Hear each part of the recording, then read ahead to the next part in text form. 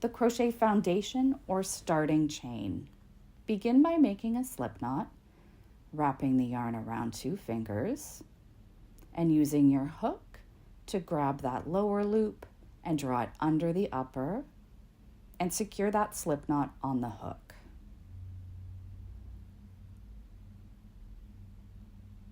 We'll begin by simply yarning over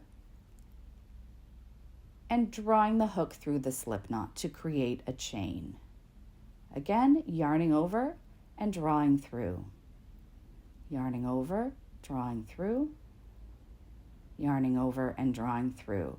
You want to be certain not to chain too tightly, so you want to make sure, as I'm doing, that each chain passes over the widest part of your hook. Depending on the stitch I'm working, I might crochet into the second chain from hook for a single crochet, the third for a half double crochet, or a fourth for a double crochet.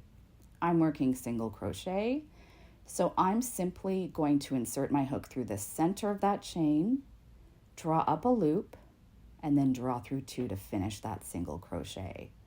Again, just inserting my hook right into the center of that chain space, drawing up a loop, yarning over and drawing through 2 to complete the single crochet. And I will proceed in that manner along to the end of my chain.